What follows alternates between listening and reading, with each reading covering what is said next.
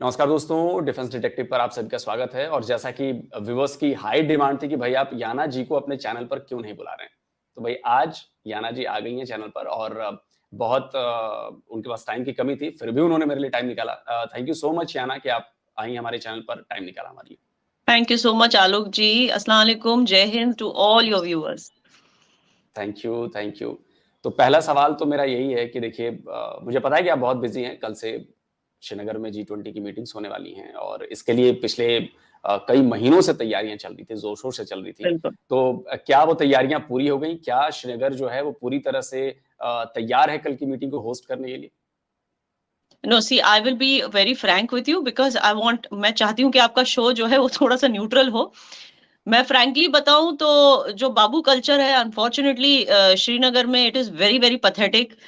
तो जब इनको पता है कि मई में G20 होने वाला है, इन्होंने अप्रैल में खुदाई शुरू कर दी हर जगह, तो आप समझ सकते हो एक महीने के अंदर कितना जितना हो सकता है जितनी तैयारियां हो सकती है, नए फुटपाथ, नए रोड्स, नई बेसिकली एक अपग्रेड दिया गया है सिटी को, उसकी लुक को एक फेसलिफ्ट दिया गया है श्रीनगर सिटी को। एंड पूरी कोशिश की गई है फेसलिफ्ट देने की, लेकिन कई जगह जो है काम अधूरे हैं।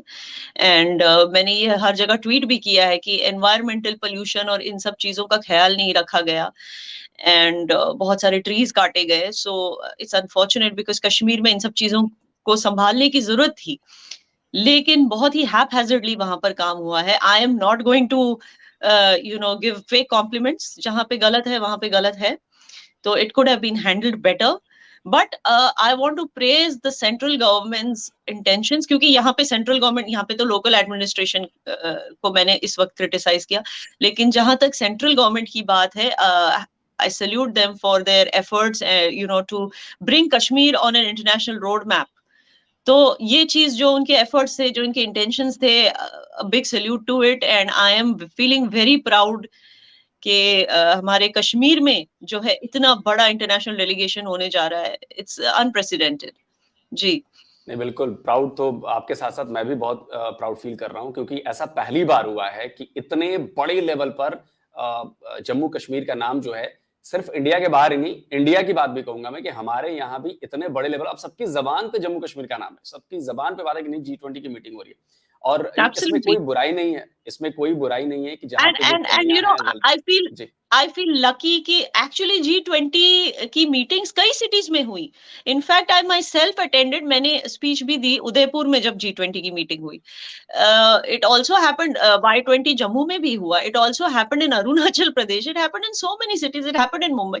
लेकिन कश्मीर का जो इवेंट है उसको इतना मतलब इतनी पब्लिसिटी मिली है, एक तरह से इट इज, ये इतनी चर्चा में है ये इवेंट कि it feels proud, because that makes me feel कि now Kashmir is on international road map, which means के सिर्फ इंडियन टूरिस्ट ही नहीं, अब इंटरनेशनल टूरिस्ट भी कश्मीर को अपने बकेट लिस्ट में रखेंगे। And when they see the infrastructure, the environment, I am sure a lot of industrial prospects will be better for Kashmir. For example, food processing prospects, and those kind of which are environment related या nature related या perishable goods related, इस तरह की, या tourism related। मुझे लगता है कि बहुत सारे हमारा बहुत सारे how do I say it? बहुत सारे corporate companies will look at Kashmir as a point of investment now, international corporate companies, and Kashmir will finally have a private sector. This is what I feel, because Kashmir में private sector was missing. It was only and only public jobs, government jobs everywhere, public sector and government jobs. लेकिन अब मुझे लगता है कि वहाँ private investments अब जोर शोर से शुरू होंगे, foreign investments शुरू हो जाएंगे because of this event, and that is very very fruitful and beneficial for Kashmiris. Yes. बिल्कुल, ये तो बहुत बड़ी बात है। और इनफैक्ट मैं इसी पर आपसे सवाल भी पूछने वाला था कि अभी तो हमने फेसलिफ्ट देखा जो कंस्ट्रक्शन है या जो चीजें बनी हैं, पाथवेज बने हैं, मैंने कई सारी तस्वीरें देखी, कई सारी मार्केट्स की तस्वीरें देखी, वो बड़ी जबरदस्त लग रही हैं और रात में तो और ज्यादा खूबसूरत लग रही हैं। लेकिन जिस लिफ्ट की जरूरत कश्मीरी यूथ के लिए है, उनका भी तो दिमाग में अपग्रेड हुआ होगा कि भाई ये क्या हो रहा है। और पहले तो ये चीज नहीं होती थी, जैसे आपने प्राइवेट इन्वेस्टमेंट की बात की, आपने फॉरेन इन्वेस्टमेंट की बात की, ये तो पहली बार ही हो रहा है ना ये सारी चीजें। तो उनमें क्या बदलाव आया, किस तरह की सोच में बदलाव आ रहा है? देखिए इट्स अनफॉर्चुनेट, मैं ज्यादा बोलना नहीं चाहूंगी, फिर बोलेंगे कि गोदी मीडिया है, लेकिन जो फैक्ट्स हैं वो फैक्ट्स हैं। मैं आपको बता दूं, बहुत सारे लोग इसको लेके खुश नहीं है। It's a fact. बहुत सारे लोग खुश हैं, बट बहुत सारे खुश नहीं है। अब मैं आपको, it's not about Hindu Muslim, okay. अब मैं आपको अच्छे से बाइफरकेट करके बताऊंगी कि कौन खुश है कौन खुश नहीं है, ठीक है। खुश वो लोग हैं जो कंट्रीब्यूटर्स हैं, they want to contribute to the world, they want to you know they are part of nation building, ठीक है। वो कुछ करना चाहते हैं, बढ़ना चाहते हैं, लीगल तरीके से, कन्वेंशनल तरीके से, अपने टैलेंट को यूज करना चाहते हैं, दुनिया को बताना चाहते हैं हमने ये इन्वेंट किया, हमने ये करके दिखाया। दैट इज द तबका जो खुश है। लेकिन एक और तबका है जो फ्री फंड्स में बिलीव करता है। अब वो तबका जो है, जो 500 रुपीज पर डे के हिसाब से स्टोन पेल्टिंग करता था, प्रोटेस्ट करता था, वो जो तबका है उनके लिए तो अनएम्प्लॉयमेंट वाला सीन हो गया ना अभी, क्योंकि वो सब बंद हो चुका है। अब जब when Kashmir becomes a fully functional economy, जहां पर इंडस्ट्रीज हैं, जहां पे it's not only dependent on tourism revenue और apple export revenue, it has fully functional industries, it has jobs being generated, तो ऑब्वियसली आपको घर बैठे बैठे 500 रुपीज पर डे नहीं मिलने वाले हैं स्टोन पेल्टिंग करने के लिए। तो ये जो तबका है, ये वो तबका है जो इन सब चीजों से डिससेटिस्फाइड है, जो बार बार ये मुद्दा उठाता है कि डेमोग्राफिक चेंज हो रहा है कश्मीर में, ये हो रहा है वो हो रहा है, because they want unrest to remain in Kashmir, because जब तक कश्मीर अनरेस्ट के माहौल में नहीं रहेगा, तब तक इनको कश्मीर जिहाद के नाम पे चंदा जक़ात नहीं मिलेगा, तब तक इनको जो है 500 rupees per day stone pelting के लिए नहीं मिलेंगे। तो ये एक इजी मनी की आदत जिनको हो चुकी थी, वो इजी मनी वालों को ये चीज गलत लग रही है, लग रहा है कि it is a direct attack on their pockets, on their economy. तो वो वाली इंडिया बैशिंग इंडस्ट्री जो है उसको डायरेक्ट इम्पैक्ट हो चुका है। तो आप समझ सकते हैं अच्छा कि ये लोग क्यों नाराज हैं। जी। जी, अच्छा आपने ये बात कही ना डेमोग्राफिक चेंज वाली, तो मुझे पड़ोसी की याद आ गई। पाकिस्तान की तरफ से ये मतलब ये आज का नैरेटिव बिल्डिंग नहीं है, ये बहुत सालों से मैं देख रहा हूँ, कह रहे हैं कि जी डेमोग्राफिक चेंज हो जाएगा, वहाँ पे हिंदुओं की संख्या बढ़ा रहे हैं, ये कर रहे हैं, वो कर रहे हैं। अब याना आप कश्मीर की रहने वाली हैं, मैं तो बहुत दूर, अभी तो खैर नोएडा में रहता हूँ, बिहार का रहने वाला हूँ, लेकिन मेरे लिए भी अगर कोई मुझसे कहे कि मैं कश्मीर में तुम्हें शिफ्ट करा दूँ, मेरे लिए टूरिज्म के पॉइंट ऑफ व्यू से अच्छा है, लेकिन मैं सर्दियों वाला आदमी नहीं हूँ, तो मैं वहाँ जाके रहना मेरे लिए बड़ा मुश्किल है। तो ये कैसे फिजिबल है कि डेमोग्राफी चेंज कर दी जाएगी वहाँ पे? नहीं देखिए, जब खुद का माइंडसेट लालची होता है तो इंसान को लगता है ना हर कोई वैसे ही है। This is the same thing. In fact मैंने कुछ वीडियोस भी बनाए थे कश्मीर में, जो मेरे घर पे बेचारे जो कारपेंटर्स आए थे to to my house was also getting a face lift like 6 months ago. तो मैंने उनके वीडियोस लिए, मैंने कुछ जो लेबरर्स जो ब्रिक किल्न्स में काम करते हैं उनके वीडियोस उठाए। मैंने कहा इलेक्शंस आ रहे हैं तो आपके पास वोटिंग कार्ड तो होगा ही। कहते हैं हाँ जी है। मैंने कहा फिर डालोगे ना वोट कश्मीर में? नहीं, कश्मीर में क्यों डाले? मैंने कहा एक मिनट, आप कितने सालों से कश्मीर हो? कुछ बोलते 29 ईयर्स से, कुछ बोलते 25 ईयर्स से। मैं कहा फिर आप यही वोट डाल? नहीं नहीं, हम अपने गांव में वोट डालेंगे, यहाँ क्या करना है हमको? So I was like, look at them. They're more interested in their gaon, their family, whatever they have left and come here to work. And Kashmir के लोग, मतलब कश्मीर के लोग ऐसे नहीं बोलते, क्योंकि हम तो खुद बुलाते हैं उनको ना लेबर का काम करने के लिए। लेकिन पाकिस्तान के लोग कहते हैं डेमोग्राफिक चेंज होगा। ये these people are not even ready to vote in Kashmir. They are saying हमारा अपना घर है, हमारा अपना गांव है। So it makes no sense to say कि बस लोगों को यहाँ लाया जाएगा, फिर वोटों की संख्या बढ़ाई जाएगी, all this silly delusional things that Pakistan keeps saying. China keeps supporting Pakistan to say delusional things, and then China also sounds delusional. So I think India has set an example कि इस तरह के propaganda को counter सिर्फ action से किया जाना चाहिए। इनसे जितना भी आप आर्ग्यू कर लो, अब डिल्यूजनल लोगों से आप कितना आर्ग्यू करोगे? कितना इनको कितने हम डिबेट्स करेंगे, कितना हम न्यूज पे जाके उनको बैश करेंगे? They are delusional. बीमार लोगों के साथ कितना आप बीमार को कितना समझाओगे? So the only way to prove a point to the world, not that we need to prove a point to the world, but the only way to counter this propaganda is through action. So G20 is that action. जी। तो अब जब बात आपने छेड़ी दी है पाकिस्तान की, China की, तो मैं पाकिस्तान की बात करने वाला हूँ। पाकिस्तान ने अभी अपने पूरे जो वर्ल्ड वाइड इनका नेटवर्क है, एम्बेसीज हैं, दिल्ली को छोड़ के, सबको एक फैक्स जारी किया गया। बोला कि जी हर प्लेटफॉर्म पे हम ये सब मटेरियल जारी कर रहे हैं और हर प्लेटफॉर्म पे G20 का विरोध करना है, उसको बताना है कि ये इलीगल है और डिस्प्यूटेड टेरिटरी है, वैसा है। और सेम चाइना ने भी बोला। मेरा सवाल आपसे ये है कि क्या पाकिस्तान को इससे मतलब क्या है? मतलब उसके ऊपर कंट्रोल नहीं है उसका, वो पार्ट नहीं है पाकिस्तान का, वो हमारा पार्ट है, G20 का वो मेंबर नहीं है, तो इससे वो साबित क्या करना चाहता है? क्या साबित करेगा? देखिए, जो मासूम लोग हैं, जो कश्मीर जिहाद के नाम पे डोनेशन देते हैं, खास करके जो मासूम मुसलमान हैं, जिनको असल में ये नहीं पता कि क्या हो रहा है, जो दुनिया भर में रहते हैं, फॉर एग्जाम्पल लेबनान में रहते होंगे, टर्की में रहते होंगे, फॉर एग्जाम्पल जो मासूम मुसलमान हैं, जिनको पता नहीं, जब उनको पता चलता है कि कोई एक मुस्लिम टेरिटरी है जहां पर जुल्म सितम हो रहा है, जहां पे लोगों को क्रश किया जा रहा है, सप्रेस किया जा रहा है, मारा जा रहा है, उनकी राइट्स को छीना जा रहा है, उनको रीसेटल करने की जरूरत है, रिहेबिलिटेट करने की जरूरत है, तो हम डोनेशन, हमें ज़कात तो देना ही है, तो हम इनके नाम पे ज़कात दे देते हैं।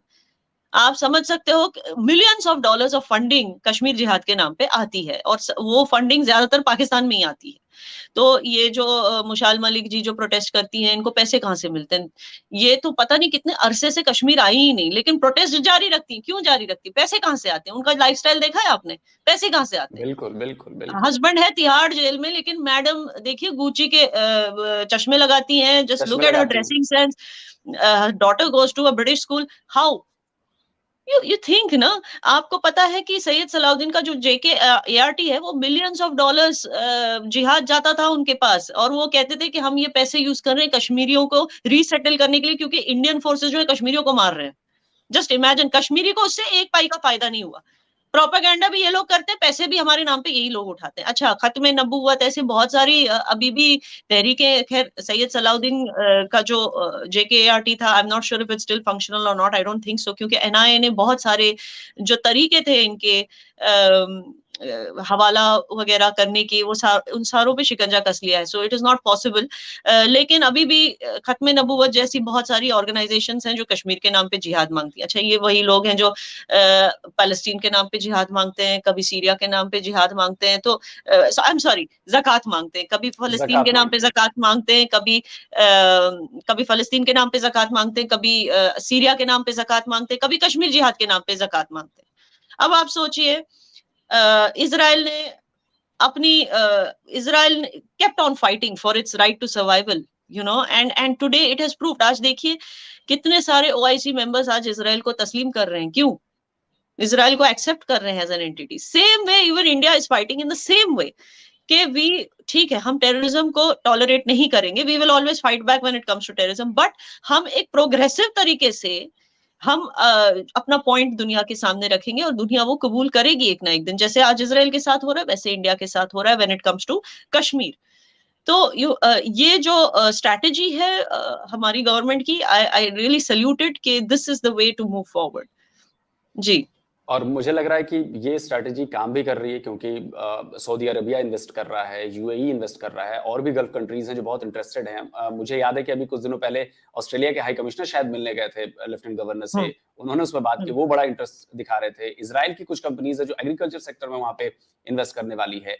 तो मुझे लग रहा है, अब मेरा जो पॉइंट ऑफ व्यू है, मुझे लग रहा है कि ये कश्मीर के लिए बहुत बड़ी अपॉर्चुनिटी है, G20 मीटिंग, एब्सोल्युटली। और इससे इससे ना सिर्फ इकोनॉमिक फायदा होने वाला है जम्मू कश्मीर को, बल्कि मुझे लगता है कि सोशली भी बहुत ज्यादा, युवाओं को बहुत ज्यादा उससे फायदा मिलने वाला है। जी, एब्सोल्युटली। फायदा, जैसे आपने कहा, ऑलरेडी जो है 370 के बाद रिपोर्ट्स आई हैं कि 370 के एब्रोगेशन के बाद एक बहुत बड़ा क्रिटिसिज्म था कि जॉब्स नहीं दी गई। यस, 7 लाख 15 लाख जो भी वो नंबर कोट किया गया था, उतने जॉब्स तो नहीं हुए। फिर भी कहा जाता है कि 70,000 युवाओं को जो है किसी ना किसी तरह से एम्प्लॉयमेंट जनरेशन के लिए पुश दिया गया है, चाहे वो सब्सिडाइज लोन्स हो, चाहे वो स्किल ट्रेनिंग हो, या किसी ना किसी तरह से। एंड बहुत सारी स्कीम्स ऐसी हैं that is there for training the youth, you know, because you have to understand, Kashmir का जो यूथ था वो फॉर द लॉन्गेस्ट टाइम उनका घर सिर्फ इंडिया बैशिंग से चलता था। It's a fact. It's a fact, there was very few youth जो सचमुच कुछ करना चाहते थे, एंड मोस्ट ऑफ देम वो कश्मीर छोड़ के निकल गए, क्योंकि वो कहते हैं यार मुझे इंजीनियर बनना है, मुझे इन सब चीजों में झमेलों में नहीं पड़ना। वो जाके बेचारा सेटल हो जाता है बैंगलोर में, हैदराबाद में। तो ऐसे बहुत सारे जो सेन रैशनल कश्मीरी थे वो निकल गए, despite the fact there house is so beautiful, there homeland is so beautiful, but they had to leave.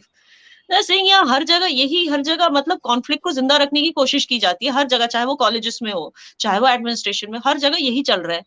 We don't want to be part of this. तो बहुत सारे sane and rational Kashmiris निकल गए, लेकिन now they see an opportunity, we can go back home and there's so much we can do at home, and so many Kashmiris जो इन सब चीजों में हिस्सा नहीं लेना चाहते थे, अब वो बाहर खुल के बाहर आ रहे हैं। They are becoming entrepreneurs. There's so many chains of restaurants opening by young Kashmiri entrepreneurs and so many different kinds of businesses. जैसे कि मैंने पिछली बार भी एक डिबेट पे बोला था, जैसे फॉर एग्जांपल फ्रोजन फूड्स का business, a young lady started, Kashmiri lady started chocolate making, a young lady started. So many, I am myself witnessing कि so many new kinds of businesses are propping up, so many new avenues of employment are propping up. People want to do other things now, and these are the same people who were not interested in doing stone pelting for 500 rupees a day. They said ये कोई तरीका नहीं है कमाने का, हमें जायज तरीके से पैसे कमाने, रिजक कमाना है, हमें अपना टैलेंट दिखाना है दुनिया को. So many sports players are emerging from Kashmir and they are going and playing international tournaments. ये सब इनको मौके पहले कहाँ मिलते थे? This is all happening now because finally कश्मीरियों को लग रहा है कि there are other avenues of employment and income generation are opening up now. We don't have to be, हमें इन सब चीजों में मुलविस होने की जरूरत नहीं है घर चलाने के लिए. So these things are changing and जो इन सब इंडिया बैशिंग फैक्ट्रीज जो चलाते थे, जैसे आसिया अंद्रावी एंड यासीन मलिक, इन सबको जेल में डालना, आई फील इनको जेल में डालना was a bigger and more and bolder move then abrogation of article 370, क्योंकि आर्टिकल 370 से वैसे भी किसी आम कश्मीरी को कोई फायदा नहीं होता था. इट्स सिर्फ वो जो हमारे एक्स सीएम्स थे उनको फायदा होता था. तो इन लोगों को जेल में डालने से क्या है, अब Kashmiri parents feel free and they breathe. अब हमारे नौजवानों को कोई गलत रास्ते पे भटकाने वाला, बहका के ले जाने वाला कोई नहीं बचा, अब वो सारे जेल में है. So this is a sigh of relief, and for all the productive Kashmiris, it is a blessing कि G20 is happening. बिल्कुल सही कहा आपने याना. मुझे याद आ रहा है कि पाकिस्तान की तरफ से किस तरह का, मुझे लग रहा है कि इन सारी चीजों को देखते हुए प्रोस्पेरिटी आ रही है, इकोनॉमिक ग्रोथ हो रही है, इन्वेस्टमेंट आ रही है, लोगों को रुझान बदल रहे हैं लोगों के वहां पे, तो इससे लेके पाकिस्तान बहुत ज्यादा बौखलाया हुआ है. मुझे याद है कि यूएन में उनकी रिप्रेजेंटेटिव थी मलिहा लोधी, उन्होंने एक लड़की की तस्वीर दिखाई यूएन के प्लेटफॉर्म पे, एंड वो फेक तस्वीर थी, वो फिलिस्तीनी लड़की की तस्वीर थी, एंड शी कॉल्ड कि ये तो कश्मीरी लड़की है. तो मेरा सवाल आपसे ये है कि क्या जो पाकिस्तान तस्वीर दुनिया को कश्मीर की दिखाता आ रहा था, क्या वो उसका प्रोपेगेंडा, क्या वो उसकी तस्वीर जो लोगों ने, दुनिया ने देखी, क्या उसकी पोल खुल रही है? क्योंकि जब G20 की मीटिंग्स हो रही हैं, अलग-अलग देशों से वहां पे रिप्रेजेंटेटिव्स आ रहे हैं, वो देख रहे हैं कश्मीर को, ऑन ग्राउंड देख रहे हैं, जो बताया जा रहा है वो नहीं देख रहे, ऑन ग्राउंड आकर देख रहे हैं. तो क्या इससे पाकिस्तान और ज्यादा बौखला गया कि उसके हाथ से कश्मीर का इशू बहुत हद तक निकल चुका है? एब्सोल्युटली बौखला गया है, लेकिन उसको पता है कि जो मेंबर, कम से कम जो G20 के मेंबर नेशंस हैं, मेजॉरिटी मेंबर नेशंस, वो इस प्रोपेगेंडा में अब नहीं फंसने वाले. अब आप देखिए कश्मीर जिहाद को जो भी मीडिया, अगर हमें गोदी मीडिया बोला जाता है तो हम भी कह सकते हैं कि जो एंटी इंडिया मीडिया है, एंटी मोदी मीडिया है, आप देखिए कि वो सारे जो है वो लगे हुए इस चीज को हाईलाइट करने में कि Saudi Arabia and Turkey and China are not coming. अब बाकी जो मेंबर नेशंस है वो सारे आ रहे हैं. अच्छा, 3 Muslim nations are not coming but 5 Muslim nations are coming. उनके ऊपर कोई नो हाईलाइट अबाउट दैट. तो आप देखिए कितने डेस्परेट हो चुके हैं दिखाने के लिए कि नहीं things, Kashmir really is a disputed territory because Saudi Arabia is not coming. Kashmir really is a disputed territory because China is not coming. China is a delusional country. देखिए इस साल जो है G20 में क्या डिस्कस होने वाला है, सस्टेनेबल डेवलपमेंट. अब चाइना सस्टेनेबल डेवलपमेंट पे क्या चर्चा करेगी आके? चाइना वो कंट्री है जिसने दुनिया को कोविड-19 दिया, वायरस दिया. चाइना वो कंट्री है जिसने माइंडलेस कंस्ट्रक्शन कर करके पाकिस्तान को नेचुरल कैलामिटी और डिजास्टर की तरफ ढकेल दिया. आप देखिए हर बार वहां पे अर्थक्वेक्स, फ्लड्स होते रहते हैं. ये चाइना के माइंडलेस कंस्ट्रक्शन की वजह से. तो ऐसी कंट्री सस्टेनेबल ग्रीन डेवलपमेंट के बारे में क्या बात करेगी? What will this country even talk? तो अगर नहीं भी आती है तो किसको कौन सा फर्क पड़ जाता है कि चाइना नहीं आ रहा है? और चाइना इज साउंडिंग वेरी डेल्यूशनल।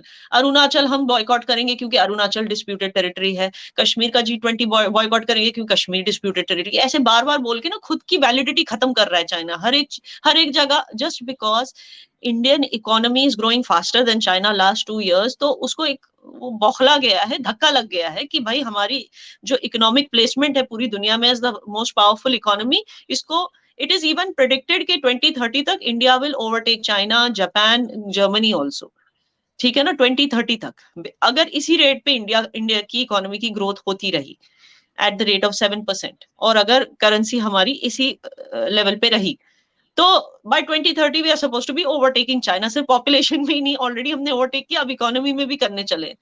तो obviously China has an economic competition rivalry with India. तो चाइना तो कोशिश करेगा ही दुनिया को ये दिखाने के लिए कि भाई इंडिया में इतनी सारी टेरिटरीज डिस्प्यूटेड है, इंडिया में प्रॉब्लम्स चल रही हैं। चाइना तो कोशिश करेगा ही, वो that is their strategy, that is their narrative. अब क्या करें उसका हम? इट्स नॉट कि we are missing out on anything अगर चाइना नहीं आएगा तो, we are not missing out on anything. जी नहीं, बिल्कुल सही बात है। और मुझे लग रहा है कि देखिए इंडिया की तरफ से ये सारे पॉइंट्स पहले सोच लिए गए होंगे कि अगर हमने जिस दिन ये प्रस्ताव पेश किया गया होगा कि भाई हम श्रीनगर में G20 की मीटिंग कराएंगे, तो उसके प्रोज एंड कॉन्स, इस पे सारी चर्चाएं, सारे मूव्स, कौन क्या कर सकता है, नहीं कर सकता है, वो सारी चर्चा हो गई होगी। उसके बाद ये फैसला लिया गया होगा कि हम करेंगे।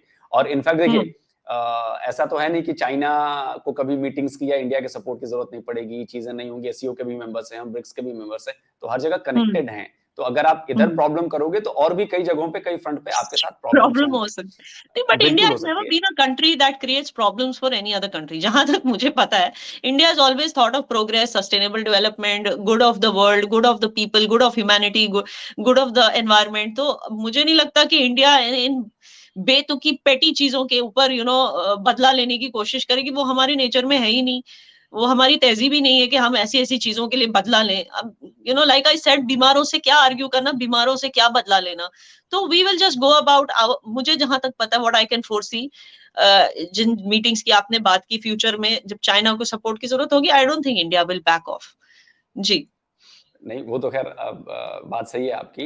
मैंने तो ऐसे कहा कि हो सकता है हो दिक्कत सकता होगी, है, लेकिन जो हाँ। बड़ी जो बड़ी दिक्कत है, जो पाकिस्तान को बड़ी दिक्कत हो रही है, पाकिस्तान को इतनी ज्यादा दिक्कत है कि अभी इस वक्त पाकिस्तान में जो हालात जिस तरह के बने हुए हैं, उनपे उनको सुधारने की कोई वो नहीं दिख रही कि हम ये करते हैं, वैसा करते हैं, पैसे मिल नहीं रही हैं, IMF से नाक रगड़ रहे हैं, पैसे नहीं मिल रहे हैं। लेकिन कश्मीर की बड़ी चिंता है, कश्मीर की इतनी ज्यादा चिंता है उन्हें क्योंकि कि देखिए, वो एक वोट्स बटोरने का वो एक पॉलिटिकल मुद्दा है, वो एक यूएसपी है, यूनिक सेलिंग पॉइंट्स वोट्स के लिए। आप समझो ना, तो उसके अलावा और रखा क्या है? अपनी कंट्री को आगे बढ़ाने का पैशन उनको इसलिए नहीं है क्योंकि ये सारे जो सियासतदान है पाकिस्तान के, ये सारे असल में जो है या तो यूके सिटीजन्स हैं, या तो कनाडा सिटीजन्स हैं, या तो कहीं ना कहीं इनका ये पाकिस्तान सिटीजन्स हैं। Pakistan citizens are just for the perks, because भाई हम यहाँ पे सियासतदान है। बट उनकी आप लैंग्वेज देखिए ना कैसे, मतलब see the way he talks, ही तो क्लियरली शोज, जो उनके फॉरेन मिनिस्टर हैं, ही तो clearly shows that he doesn't even talk like अ पाकिस्तान। को तो उर्दू भी नहीं आती बोलने। तो इनका इनका काम यही है कि भाई पाकिस्तान में रहो, सियासत करो, पावर आप बटोरो जितना बटोर सकते हो, और जो भी फंड्स वैसे आते हैं उसका 90% अपनी तिजोरी में भरो, 10% दिखाने के लिए, लोगों को दिखाने के लिए कुछ इन्वेस्ट कर लो पाकिस्तान में। और इन्वेस्टमेंट्स भी जो इनके हैं, जो चाइना के ऊपर पूरी तरह से, चाइना को इन्होंने ऑक्शन ही कर दिया एक तरह से अपनी कंट्री को। ये कंट्री उनकी रही ही नहीं। ठीक है ना, ये सब पॉलिटिक्स करने के लिए ये मुद्दे हैं। कश्मीर इज जस्ट अ मुद्दा, बलूचिस्तान इज जस्ट अ मुद्दा कि भाई बलूचिस्तान में जो लोग नाराज हैं, एहतजाज करते रहते हैं, इनफैक्ट रेबेलियन करते रहते हैं, फिदाइन अटैक्स करते रहते हैं, because they are so frustrated with Pakistan occupation on their land. तो उनका कहना है कि इंडिया ये सब कराता है बलूचिस्तान में। आप मुझे बताइए, हम क्या ऐसे फजूल खर्ची करते हैं इंडियंस? क्या हम अपने पैसों का, जो इतनी मेहनत से हम इतने आगे बढ़े हैं, भाई हम मेहनत से आगे बढ़ते हैं, वेस्ट के फंड्स पे नहीं आगे बढ़ते हम अब मेहनत से स्पेस पे पहुंचते हैं, मेक इन इंडिया करते हैं, ये वो एक्सपोर्ट्स बढ़ाते हैं। जिस चाइना से पूरी दुनिया इंपोर्ट करती है, उसी चाइना को पिछले 2 साल में हमने हमारे एक्सपोर्ट्स डबल हो चुके हैं पिछले 2 साल में। You understand China, I think India is one of the biggest exporters to China बहुत कम कंट्री से इंपोर्ट करती है, India is one of the biggest countries जिससे वो इंपोर्ट करता है। $25 बिलियन का एक्सपोर्ट हम करते हैं चाइना को।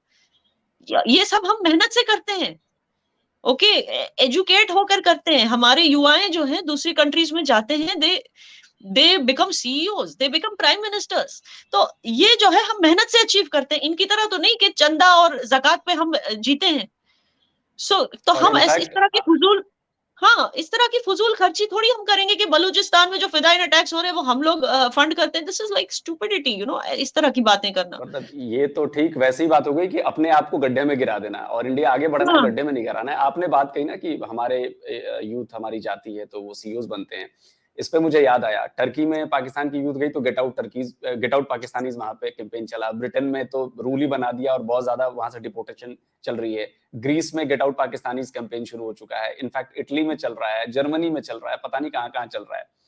मुझे एक बात समझ में नहीं आती है कि 75 साल से ये कश्मीर कर रहे हैं, और कश्मीर के नाम पे मुझे लग रहा है कि जितना नुकसान पाकिस्तान को अब तक हो चुका है उसके बाद तो उन्हें समझ जाना चाहिए, लेकिन ये अपना नुकसान कराए जा रहे हैं। तो इससे अब जो ये इनको कंट्री इनके डूब रही है, इसके बाद भी अगर कश्मीर कर रहे हैं तो इससे इनको मिलेगा क्या, याना ये बताइए। वही तो मैं कह रही हूँ, it is they are basically playing with people's emotions and trying to get votes, बस इतना ही है। क्योंकि जब बात इमोशन की आती है तो लोग ये नहीं देखते कि ये आवाम को जिस दिन समझ आएगा कि असल में हम बर्बाद हो रहे हैं, इतना इन्फ्लेशन, इतनी महंगाई बढ़ चुकी है हमारी कंट्री में, जो भी है हमारी कंट्री इतने डेप्थ्स पे आ चुकी है लिटरली, मतलब चाइना ने खरीद लिया है हमें। जब हमारी करेंसी जो गिरती जा रही है इतनी बुरी तरह से, जब इनको ये सारी चीजें पता चलेगी कि ये सारी चीजें कश्मीर की वजह से हो रही है, सिर्फ कश्मीर प्रोपेगेंडा की वजह से, बिकॉज इनएडवोकेट गवर्नेंस हो रही है और अपनी खामियों को छुपाने के लिए कश्मीर का मुद्दा और बलूचिस्तान का मुद्दा उठाया जाता है। कुलभूषण यादव एक इंसान पे अपनी सारी प्रॉब्लम्स थोप देना, अपना सारा blame. It's not that we are bad politicians. It's Kulbhushan Yadav who's at fault. It's not that we are bad politicians. It's India who doesn't let us prosper. It's not that we are bad politicians. It's always India's fault, Modi's fault, or Kulbhushan Yadav's fault.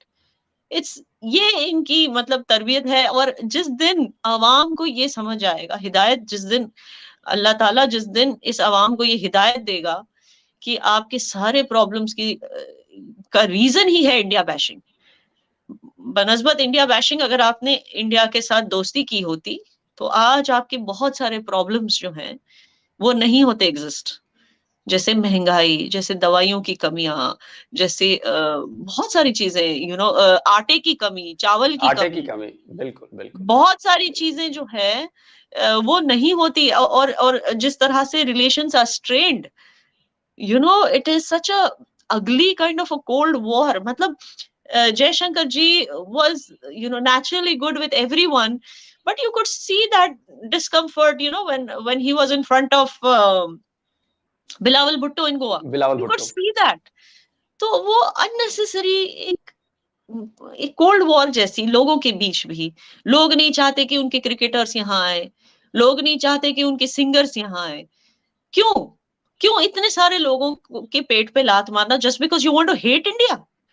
Why? So this has to stop. There जो उनके social media influencers हैं उनको पहले ये चीज रोकनी है। खुद तो पैसे कमा कर बैठे, अब आप वीना मलिक को ही देख लीजिए, इंडिया से पैसे कमा कर गई, वहां जाके इंडिया बैशिंग शुरू कर लिया। ये क्या मतलब है? बिल्कुल बिल्कुल। What is this going on? And you're trying to make money by India bashing. Come on, it's शर्म आती है मुझे कि ऐसे लोग हमारे नेबर्स हैं। वही है कि अपना फायदा तो इंडिविजुअली फायदा करा लिया, लेकिन देश का क्या हो रहा है वो उससे उनको कोई मतलब नहीं। जाहिर सी बात है, बाहर जाके सेट हो जाएंगे, देश से क्या मतलब उन्हें, जो उनको निकालना था, जो उनको जेबें भरनी थी वो तो भर लिया। थैंक यू सो मच याना कि आपने टाइम निकाला और इस मुद्दे पर बातचीत की। Thank you so much Alok.